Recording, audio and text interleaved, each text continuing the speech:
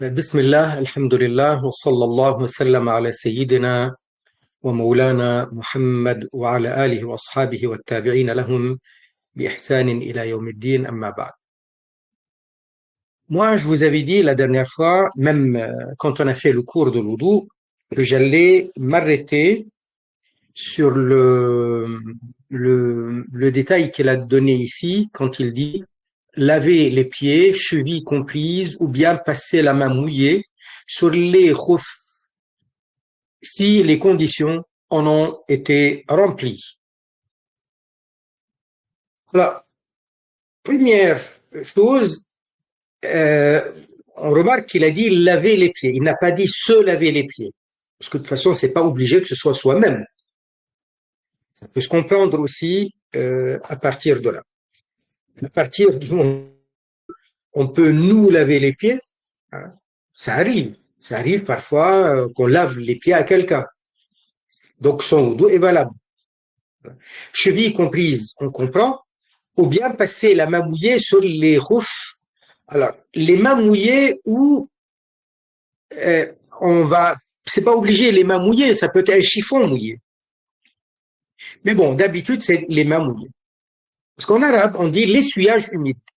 On dit en arabe plutôt al-masr. On dit pas, on n'utilise pas le terme les mains.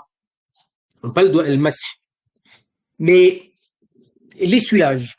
Mais l'essuyage, pour ne pas penser que c'est pour dépoussiérer, on a utilisé les mains mouillées. Et c'est pas faux. Quoique, c'est pas faux, oui, mais il faut pas comprendre que quand on dit les mains mouillées, qu'un chiffon mouillé, ça suffit pas. Sur les khoufs, si les conditions en ont été remplies. C'est quoi les conditions des khoufs? Qu'est-ce qu'on appelle les khoufs déjà? Les khoufs, c'est mi-chaussure, mi-chausson. C'est mi-chaussure, mi-chausson. Et c'est quelque chose qui se faisait d'habitude avec du cuir. C'est quelque chose qui est fait avec du cuir d'habitude. Et c'est quelque chose qui est d'habitude souple. Pour que ce soit par-dessous les chaussures. Ça veut dire il y a les chaussettes, les khoufs et les chaussures. Trois étapes. Là, est-ce qu'on est obligé de mettre des chaussettes par-dessous les khoufs? C'est pas une question d'obligation, mais je vous dis que habituellement c'est comme ça. Mais les khoufs, comme c'est fait avec du cuir, donc parfois le cuir il est de très bonne qualité. Voilà, peut-être que ça ne nécessitait pas les chaussettes. Quoique les chaussettes c'est toujours une protection. En tout cas, les khoufs, c'est pas les chaussures proprement dit, c'est pas des chaussettes non plus. C'est pas des chaussettes, mais absolument pas. Donc, à ne pas confondre les chaussettes et les khouffayn. Ce n'est pas parce que on a le droit d'utiliser les khouffayn au lieu de se laver les pieds, ça ne veut pas dire qu'on va se le permettre sur des chaussettes. Les chaussettes ne font pas office de khouffayn.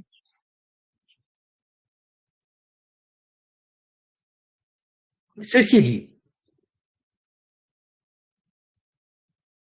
à quelles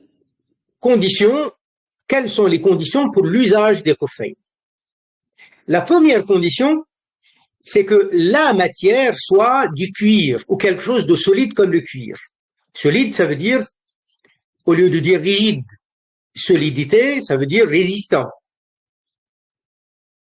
Donc on peut utiliser ce qu'on appelle le cuir synthétique, ce qui est en réalité autre chose, c'est pas du vrai cuir. Et donc première chose, il faut que ce soit donc du cuir ou quelque chose comme le cuir, solide comme le cuir, pas rigide, bien entendu, parce qu'on a besoin d'une souplesse.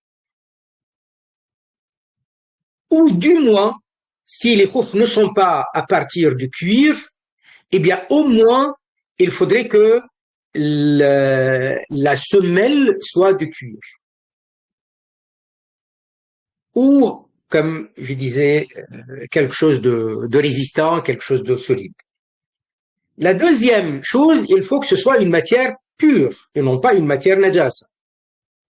Troisième, il faut que ce soit suffisamment résistant pour qu'on puisse marcher dehors avec, pas forcément de longue distance, on ne parle pas de longue distance, selon les Shafi'iyya en tout cas, mais de quoi permettre de sortir sans les chaussures avec. Aller chercher du bois, aller chercher de l'eau à la rivière, aller chercher ses affaires à l'extérieur, au lieu qu'on enfile les chaussures pour ça, on peut se contenter des khuffayn. Chose qu'on ne peut pas faire pieds nus ou, enfin, pieds nus, ça dépend des gens. Et en tout cas, pas avec les chaussettes, parce que les chaussettes vont être trouées. On peut le faire avec les khuffayn.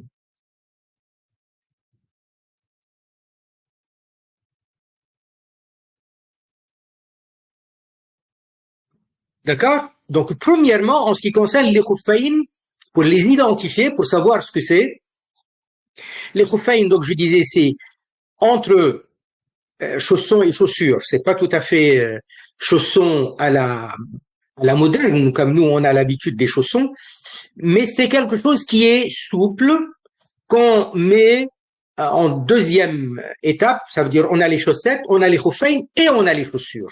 Ça veut dire les chaussettes partent directement sur la peau, les khuffayn et puis après les chaussures. Donc c'est quelque chose de souple, mais c'est quelque chose de résistant. Donc, revenons à la définition religieuse, théologique par rapport à ce que c'est les khuffayn. Donc, quelles sont les conditions pour l'usage des khuffayn? D'abord, il faut que la matière soit une matière de cuir ou du moins la semelle de cuir. Il faut que ce soit suffisamment solide pour qu'on puisse marcher avec à l'extérieur, au lieu d'enfiler les chaussures, on peut se contenter des khuffayn pour des petites distances, pour chercher de l'eau, chercher du bois, chercher ses affaires.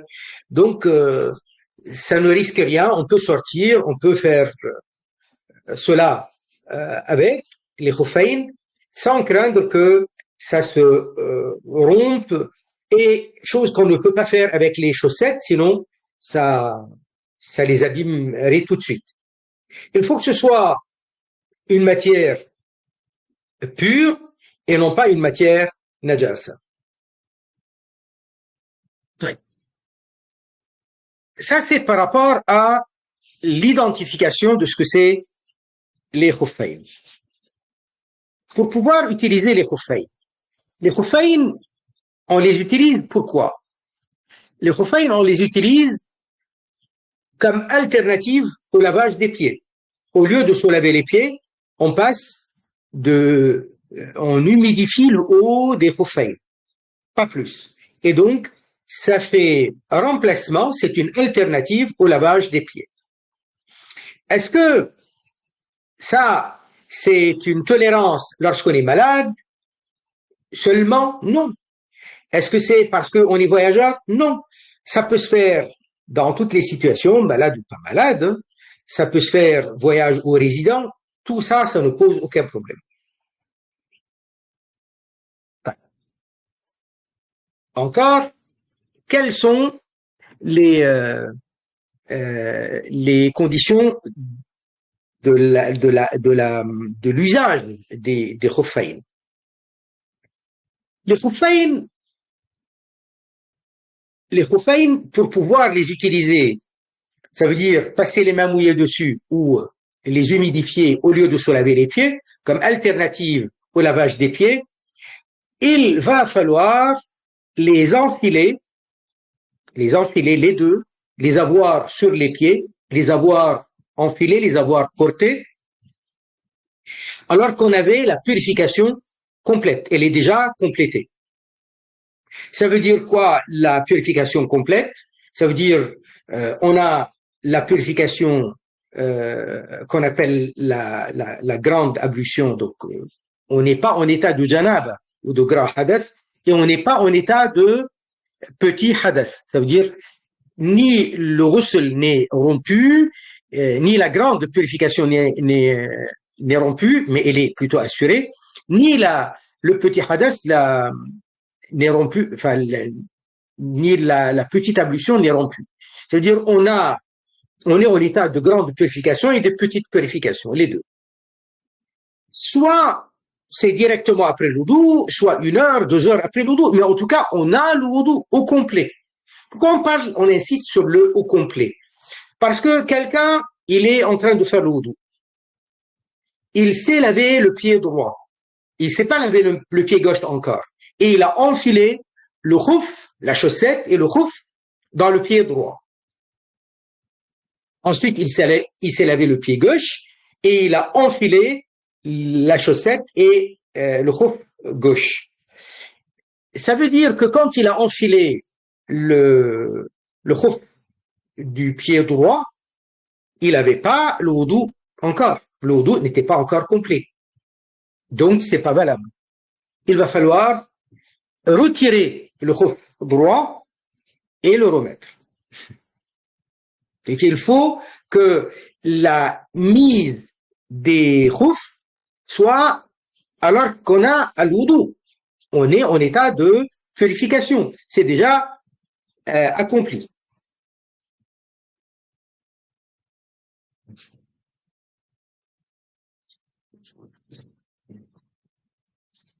Ça, c'est premièrement. Donc, il commence à les enfiler, il commence à les mettre, une fois que sa purification, elle est au complet. La deuxième chose, c'est combien de temps il va pouvoir les utiliser. Il va pouvoir les utiliser s'il est résident 24 heures et s'il est voyageur 72 heures. Ça veut dire 3 jours et nuit. S'il est voyageur, c'est 72 heures. S'il est résident, c'est 24 heures, pas plus. À quel moment on commence à compter les 24 heures ou les 72 heures? On commence à compter la durée permise à partir de l'instant où le wudu aura été rompu. N'est-ce pas? On a enfilé les khuffayn alors qu'on avait le wudu. 1 heure passée, 2 heures passées, 3 heures passées, 4 heures passées, et on a encore le wudu. Donc là, il n'y a pas besoin de renouveler le wudu de toute façon. 4 heures passées et 5 minutes, le wudu a été cassé, a été rompu. Et les khuffayn sont aux pieds. À partir de ce moment-là, de cet instant-là, c'est peut-être 2 heures du matin, c'est peut-être 2 heures de l'après-midi, peu importe. Ben, c'est à cet instant-là que l'usage des khuffayn entre en vigueur. À l'instant où le wudu a été rompu, on est en mesure de refaire son wudu, n'est-ce pas? Donc je viens pour faire le wudu, refaire le wudu, je refais le wudu, arriver au pied, j'enlève pas les khuffayn, je les humidifie par-dessus. Avec les mains mouillées ou avec un chiffon mouillé. En tout cas, je les humidifie légèrement par-dessus. Donc, à quel moment commence l'usage des khuffayn? C'est au moment où le wudu a été rompu. Après les avoir enfilés selon les conditions.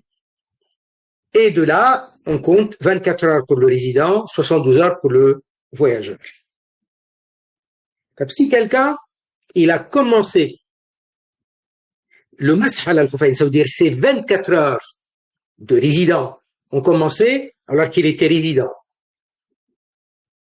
Et puis après, il a entamé un voyage. Pendant les 24 heures, il a entamé un voyage. Donc voilà quelqu'un, il habite, on va dire, à Marseille, il a fait son wudu, il a mis les khuffayn. Très bien. Il est résident. Il n'est pas encore parti en voyage. Il va partir en voyage. Il y a le voyage qui l'attend. Il va prendre la voiture, il va partir en voyage. Jusque-là, il les a enfilés. pendant qu'il est encore à Marseille, ou pendant qu'il est dans la voiture et il n'est pas encore sorti de Marseille, il est encore donc résident, son wudu a été cassé. Très bien. Donc, les 24 heures, on compte 24 heures parce qu'il est encore résident. Il les compte à partir de l'instant où son wudu a été cassé. Étant donné que ce moment-là, il était résident, donc il a devant lui 24 heures de permission de mas'h al-khuffayn au lieu de se laver les pieds. 30 minutes après, il a quitté Marseille, il est devenu, ça y est, il est sur l'autoroute, il est bien parti. La ville, elle est derrière lui. Donc là, il continue. Quand il va faire le wudu, il fait le mas'h al-khuffayn au lieu de se laver les pieds, mais il a une permission juste pour 24 heures, pas plus. S'il avait commencé la période permise pendant un voyage, ça veut dire 72 heures. 72 heures. Il était sur le chemin de retour à Marseille. Il était sur le chemin de retour. On va dire, il était sur l'autoroute, il a fait le wudu, il a mis les khuffayn. On va supposer qu'il a commencé à ce moment-là. Et une heure après, son wudu a été rompu. Donc, il est toujours voyageur. Donc, il compte devant lui 72 heures de permission de mas'h al-khuffayn au lieu de se laver les pieds. Mais il se trouve que 2 heures plus tard, il va arriver à Marseille et il va devenir résident. Donc là, il va compléter pas plus de 24 heures. Ça veut dire en comptabilisant les heures où il était voyageur et le reste, lorsqu'il est résident, il complète comme si dès le départ, il était résident. Maintenant, qu'est-ce qui annule l'autorisation de le mas'h al-khuffayn? Ce qui annule l'autorisation de le mas'h al-khuffayn, c'est de les avoir enlevés totalement ou partiellement. Totalement ou partiellement. Deuxièmement, la fin de la période permise, soit les 24 heures pour le résident, soit 72 heures pour le voyageur. Troisièmement, ce qui nécessite le ghusl. Ce qui nécessite le ghusl annule l'usage de mas'h al-khuffayn.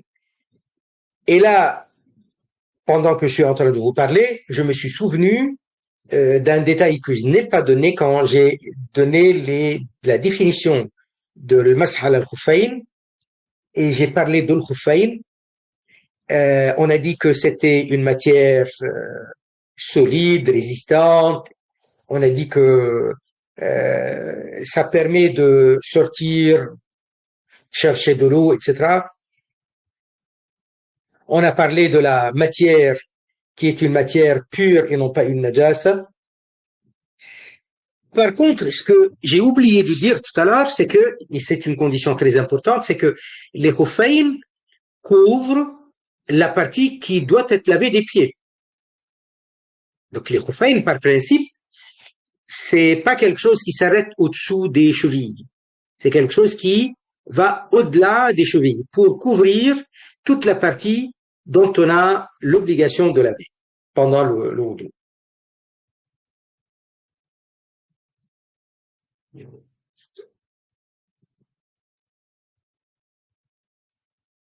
Est-ce que c'est clair?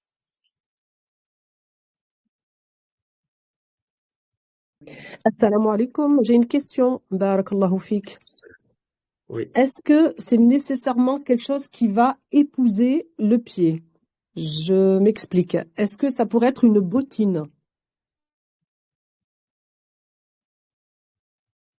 Ça peut être une bottine. C'est pas forcément quelque chose qui va coller ou qui va se rapprocher beaucoup du pied. Ça peut être un petit peu lâche. Mais il faut que ça couvre vraiment la partie qui est destinée au lavage des pieds. Jusqu'à la cheville. Alors, on part, voilà, jusqu'à au-dessus de cheville, même un peu plus. En tout cas, on parle Avec couture, il n'y a pas de problème, mais il faut pas que ce soit quelque chose qui va se fermer avec des lacets. Ah,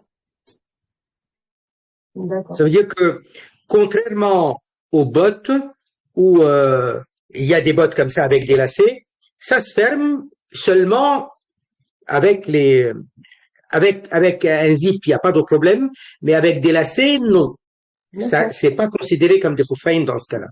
D'accord. Il faut que ça tienne, il faut que ça tienne sur les pieds quand on les utilise. Barakallahu Et fik. autre chose que j'avais pas dit, quand on a parlé de la résistance, ça veut dire c'est quelque chose que lorsqu'on humidifie, ça n'aspire pas l'eau. C'est quelque chose qui est étanche. Ou quand on dit étanche, c'est pas, on n'est pas en train de parler de l'étanchéité absolument. D'ailleurs, même les maisons, quand il y a des inondations, ça prend de l'eau. Non, je parle d'une étanchéité comme ordinaire, quoi. Maintenant, c'est bon pour les questions.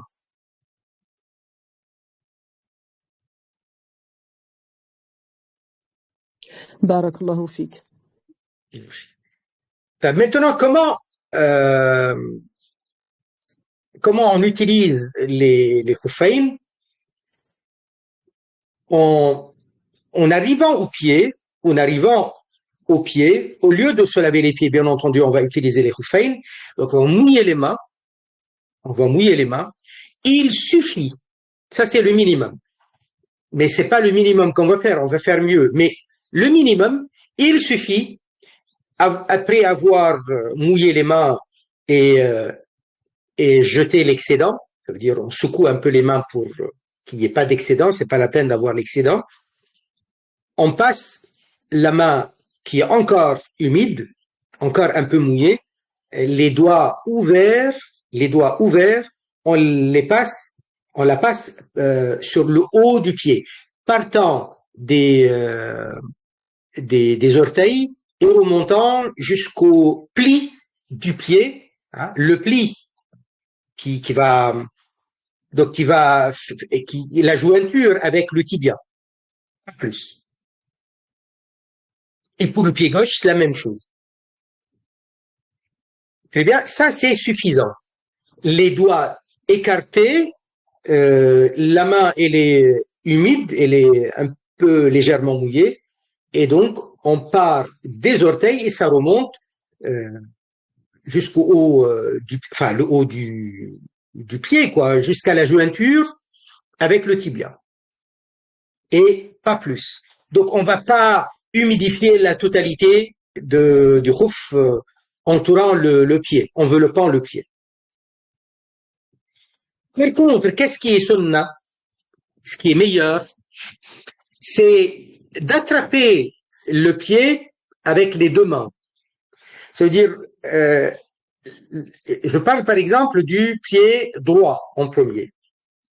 Je passe ma main droite mouillée, par-dessus, en remontant des orteils jusqu'à la jointure avec le tibia, et en même temps, ma main gauche, en même temps, ma main gauche, elle attrape le pied par-dessous et elle part du talon jusqu'aux orteils.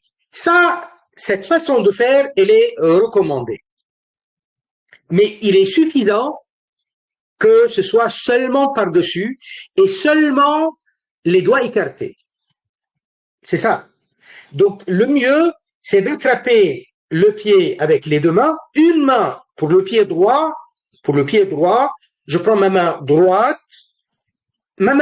elle part des orteils et elle remonte, et en même temps, ma main gauche, elle part du bas, enfin du talon en bas, et le plat du pied en bas, donc ça remonte jusqu'aux orteils. Le pied gauche, c'est l'inverse. C'est ma main gauche qui va des orteils et ça remonte, et ma main droite, elle part du talon et elle remonte aux orteils. C'est le plat en bas, ou le plein en bas.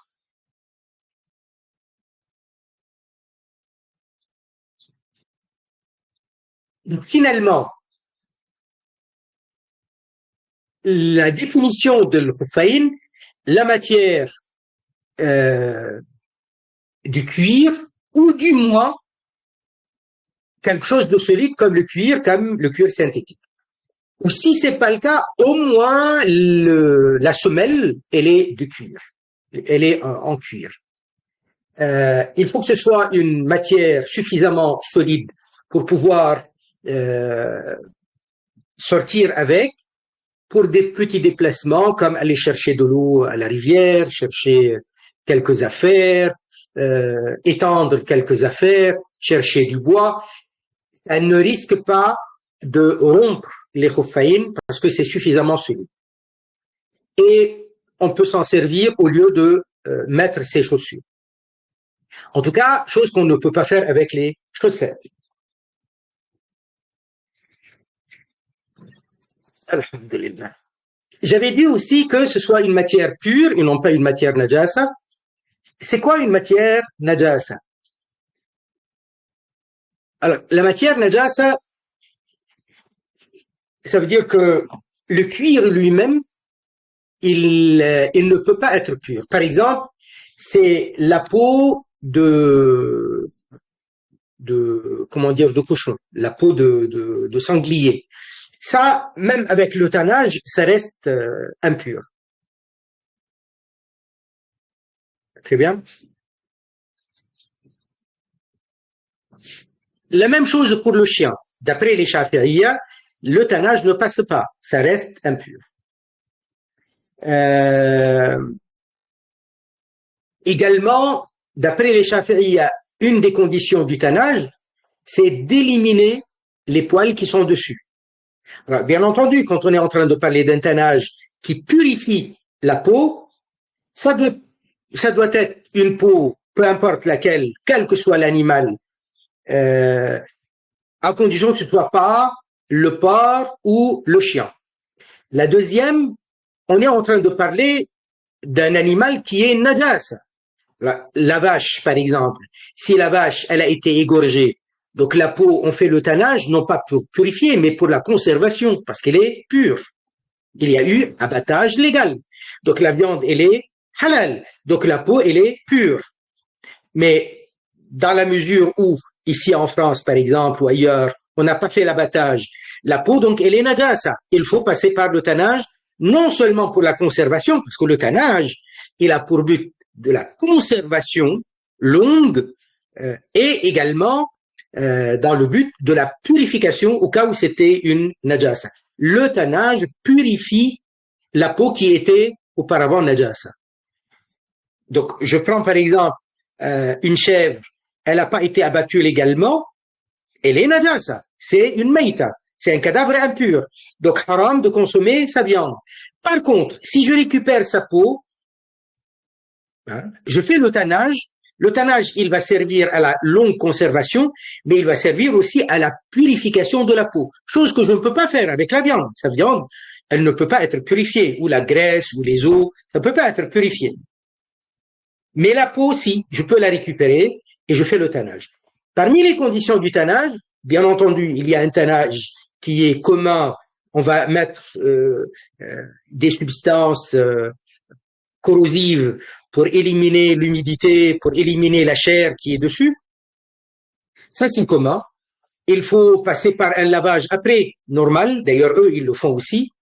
Par contre, d'après les Shafi'iyya, si la peau provient d'un animal najasa, en plus de cela, il faut éliminer les poils ou la laine qui est dessus. Si c'est d'après les Shafi'iyya, c'est pas une unanimité de tous les madhhab, de toute façon. Mais bon, c'est bon à savoir. Donc, c'est pourquoi on est en train de parler de matière pure. Alors, si la matière, elle n'est pas pure, dans le sens qu'elle a été touchée par une najasa, il suffit de le laver. Et là, de nouveau, donc, il n'y a pas de problème. Donc, c'est pas par rapport au khouf en soi, parce que la matière de khouf, elle est pure. Alors, parmi les conditions, on avait dit que que ce soit donc suffisamment solide. Et ce que j'avais oublié, c'était la question de couvrir. Il faut que ça couvre, ça tienne tout seul hein, dans le pied, même si c'est pas très collé, même si c'est pas très très proche. Donc, mais en tout cas, ça tient seul. Avec zip, ça passe, mais pas avec des lacets. Et, euh, et il faut que ce soit suffisamment étanche. Étanche, quand on parle de d'étanchéité, on n'est pas en train de parler de quelque chose qui est absolument dans toutes les conditions. Donc, étanchéité normale, classique, rien de plus. Et alors, quand on est en train de parler de couvrir le pied et étanchéité, ça veut dire que c'est pas troué. Alors, si c'est légèrement troué, c'est pas grave, c'est toléré. Si c'est légèrement troué, pas plus que ça, donc c'est pas grave, c'est toléré. Est-ce que c'est bon pour les khuffayn?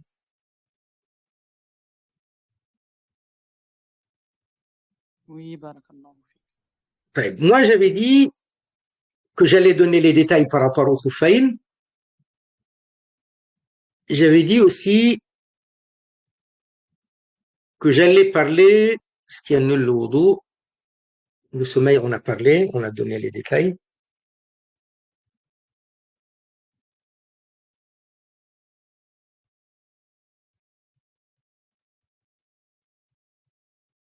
Voilà.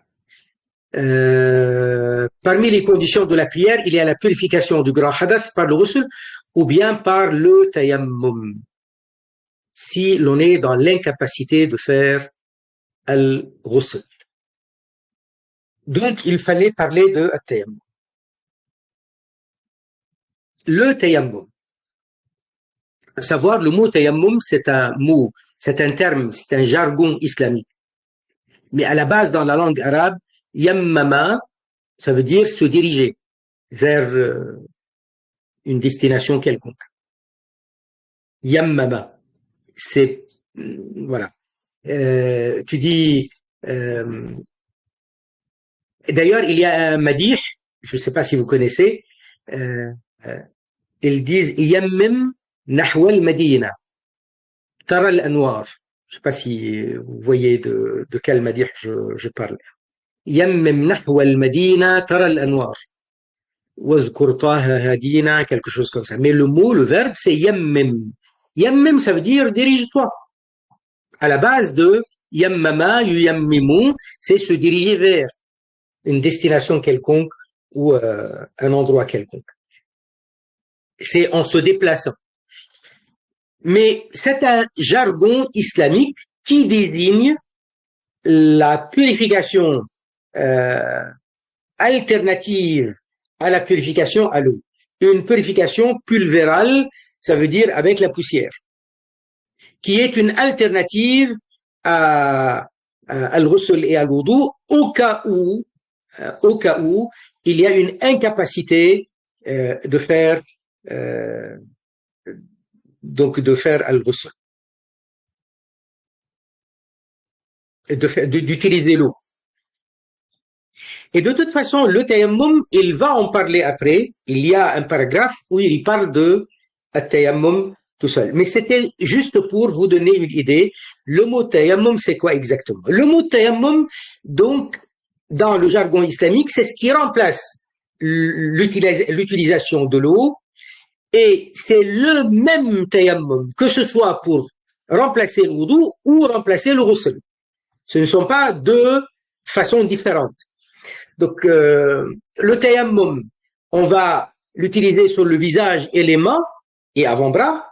Pour le ghusl, comme pour le wudu, la même affaire. Et donc, lorsque quelqu'un, il ne peut pas utiliser l'eau pour le ghusl, il va faire le tayammum. Il va pas faire un tayammum à la place de le ghusl et un autre tayammum à la place de l'wudu. Un seul tayammum, ça suffira.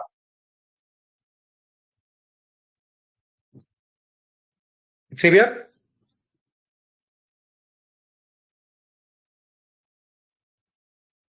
D'ailleurs, dans le verset du Coran, le tayammum n'était pas connu encore. il est dit dans les livres de l'fiqh et de sira que le verset, et même tafsir au Coran, il est dit que la ayah, le verset coranique qui parle de tayammum, c'était à l'occasion de l'année 5 de l'Hégire, lorsque Sayyida Aïcha radiallahu anha, et regardez la baraka de Sayyida Aïcha, elle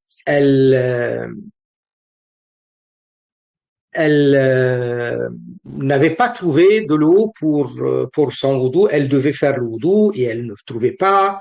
Et donc Allah Azza wa Jal a révélé le verset de tayammum. فَتَيَمَّمُوا صَعِيدًا طَيِّبًا فَلَمْ تَجِدُوا مَاءً فَتَيَمَّمُوا صَعِيدًا طَيِّبًا. Donc la personne qui était dans la situation délicate et ne trouvait pas d'eau, c'était Sayyida Aïcha. Donc c'est elle qui était en demande. Il y avait toute une armée avec, mais l'armée n'avait pas à ce moment-là envisagé de faire al-wudu et la prière. Elle, si, elle en avait besoin. Et donc elle demande au prophète alayhi salatu salam que faire. Alors Allah Azza wa Jal a révélé فلم تجدوا ماء أو جاء أحد منكم من الغائط فلم تجدوا ماء فتيمموا صعيدا طيبا. Donc vous trouvez pas d'eau, فتيمموا صعيدا طيبا, vous faites التيمم avec le صعيد طيب, ça veut dire la surface de la terre poussiéreuse, comme l'expliquent les Shafi'iyya. Je voulais pas donner plus de détails par rapport au tayammum parce qu'il y a un paragraphe après qui parle de tayammum. Donc là, on entre dans ce qu'on appelle les conditions de validité de la purification. Ça, ce titre, il n'est pas dans le Mukhtasar en arabe. Pour ne pas croire que je suis en train de critiquer ce qu'il a fait Cheikh Abdullah. Cheikh Abdullah, il n'a pas écrit de titre. Ce chapitre-là, il n'y a pas de titre. De la part de Cheikh Abdullah, il n'y a pas de titre. Et pourquoi je dis ça? Parce que moi, je l'ai mis à la place, étant donné que c'est à nous de mettre le titre, moi, je l'ai mis la suite des conditions, le reste des conditions. Parce que c'est pas ça, les conditions seulement.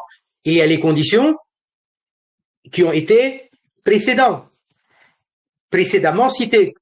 On a le ghusl et on a al-wudu. D'ailleurs, qu'est-ce qu'il dit au début? Parmi les conditions de la prière, ça veut dire de validité de la prière. Et au début de l'wudu, il a dit la même chose, parmi les conditions de la prière.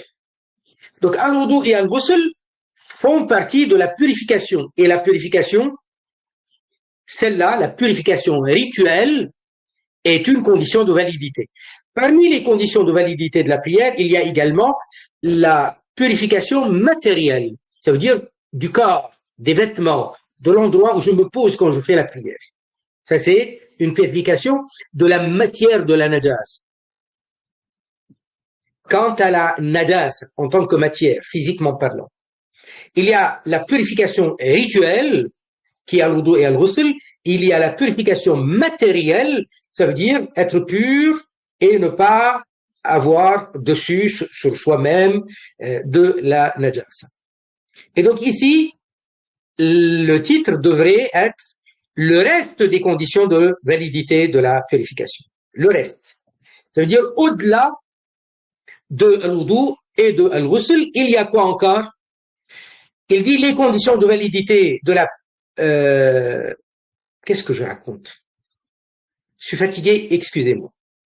Là, on parle des conditions de validité de validité de la purification et non pas de la prière. Voilà. Donc, cette remarque, de toute façon, elle est valable, cette remarque, mais pas maintenant. Ça veut dire, son temps va venir un peu après. Les conditions de validité de la purification. Pourquoi maintenant les conditions de validité de la purification? Parce que il s'agit de la purification rituelle, celle de l'wudu et de l'ghusl. Ça ne concerne pas la purification des najas. C'est pourquoi le paragraphe, il est à sa place ici plutôt. Ça, c'est les conditions de validité de la purification et non pas de la prière. Donc, je suis fatigué, excusez. Donc ici, les conditions de validité de la purification, quelle purification? Al-wudu et al-ghusl. Il y a une troisième sorte de purification. La purification matérielle, elle est après.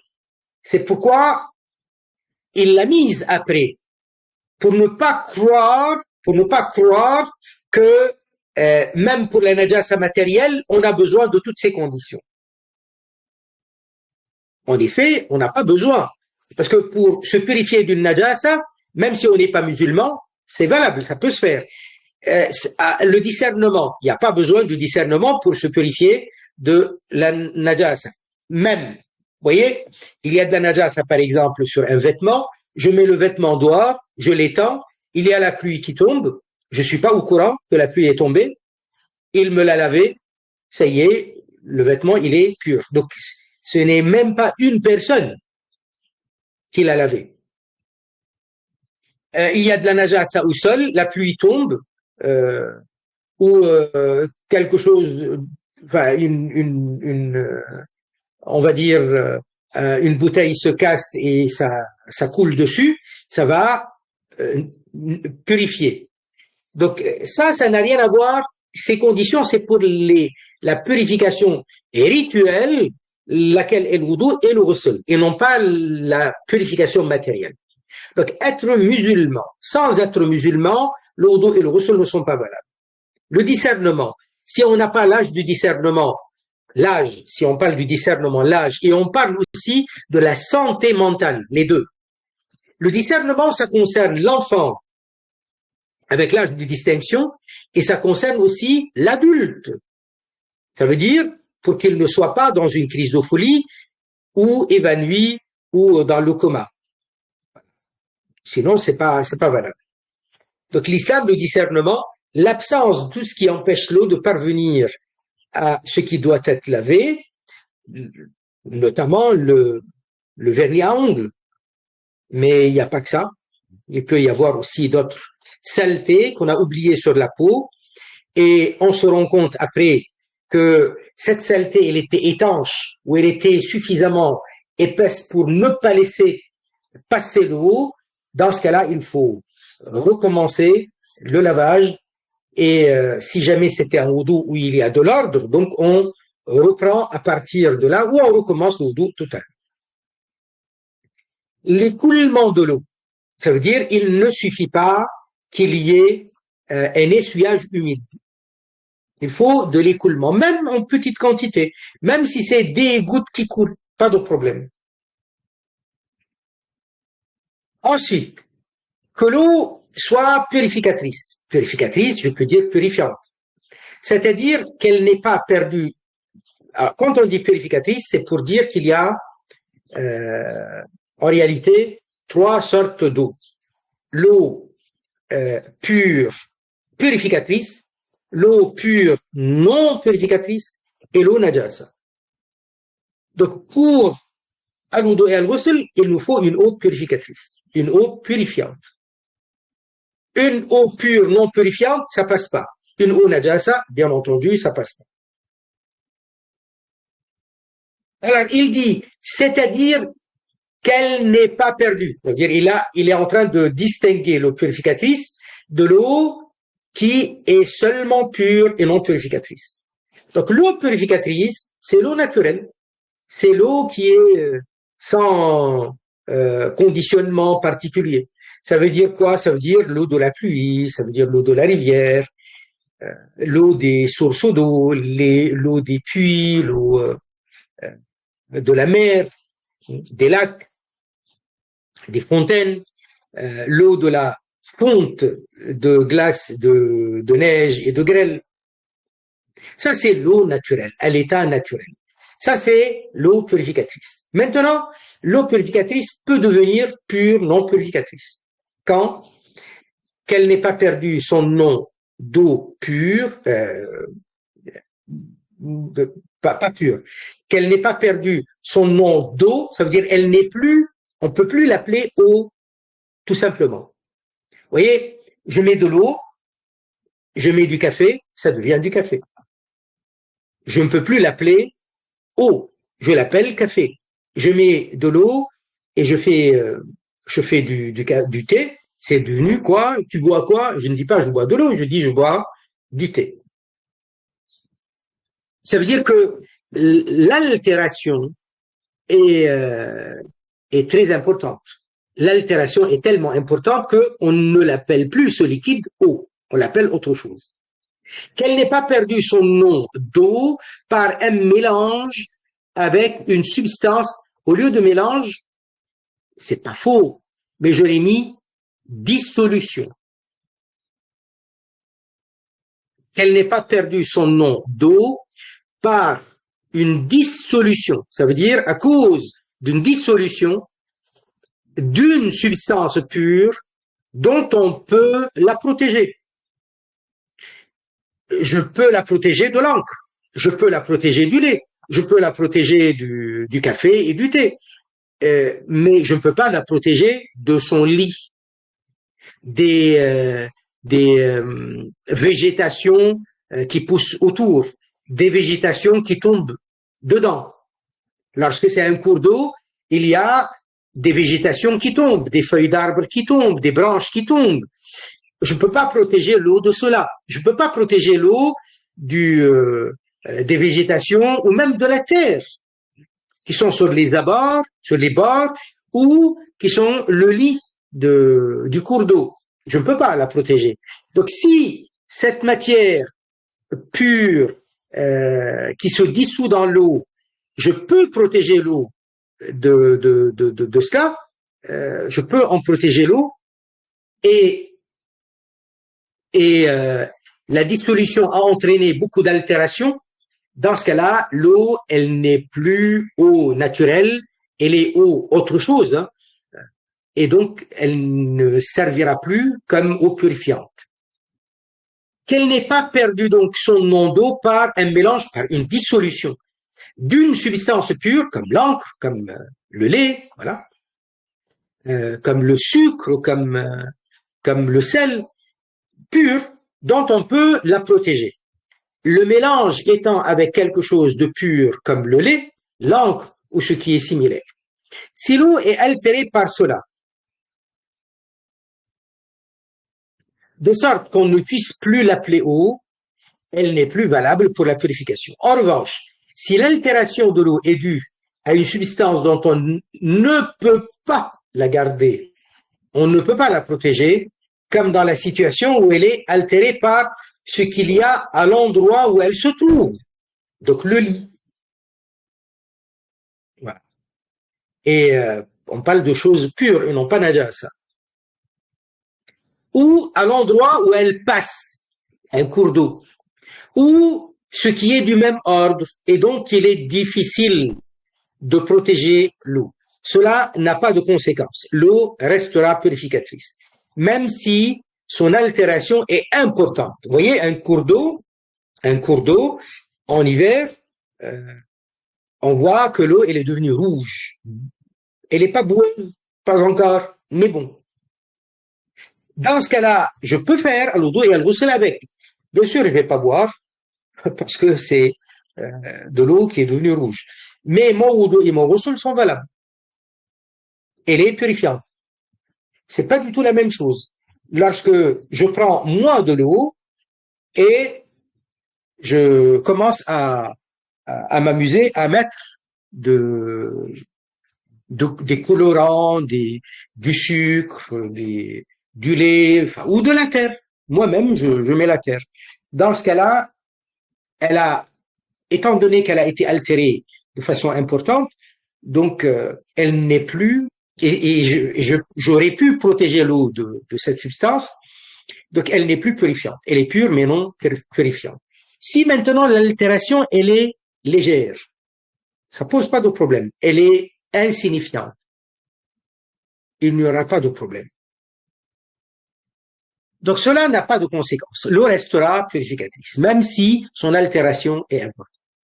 Il est une condition aussi qu'elle ne soit pas altérée par quelque chose d'impur. Parce que si c'est altéré par une impureté, même légèrement, regardez, par la substance pure, il demande à ce que ce soit pas une altération importante. Mais avec la najasa, même l'altération toute fine, toute légère, elle transforme l'eau en eau impure. Si la quantité d'eau est inférieure à 2 qulla, bien entendu, parce que d'après les Shafi'iyya, le critère de beaucoup d'eau ou peu d'eau, c'est les 2 qulla. 2 qulla ou plus, 2 qulla ou plus, ça veut dire c'est une très grande quantité d'eau. Ça veut dire au-delà de 190 litres, les 2 qulla. Au-delà de 190 litres. C'est beaucoup. Vous voyez, la baignoire remplie et même à rebord. Je parle des baignoires standards. Et au rebord, peut-être un peu plus, c'est ça qui va faire 190 litres. Donc c'est une grande quantité d'eau. S'il y a une najasa qui tombe dans une grande quantité d'eau, 2 qulla ou plus, c'est-à-dire 190 litres ou plus, eh bien, tant qu'elle n'a pas altéré l'eau du tout, eh bien, l'eau, elle est toujours pure et purifiante. Si l'eau, elle est altérée, même légèrement, l'eau, elle est devenue najasa. Il faut la balancer dans le jardin, par exemple. Ah, si on en a. Il est une condition aussi qu'elle ne soit pas altérée par quelque chose d'impur, même légèrement. Si la quantité d'eau est inférieure à 2 qulla, je vous ai dit, donc c'est autour de 190 litres, il est une condition qu'elle ne soit pas touchée par une najasa non tolérable et n'ait pas été utilisée pour lever un hadath et pour éliminer une najasa. Très bien. On va s'arrêter là, Inch'Allah. Barakallahu fikum. Subhanallah walhamdulillah wa la ilaha illallah. La ilaha illallah. La ilaha illallah. لا إله إلا الله. اللهم صل على سيدنا محمد وعلى آله وصحبه وسلم. رب اغفر للمؤمنين والمؤمنات. سبحان ربك رب العزة عما يصفون وسلام على المرسلين والحمد لله رب العالمين. بارك الله فيكم. بارك الله فيك. السلام عليكم. وعليكم السلام.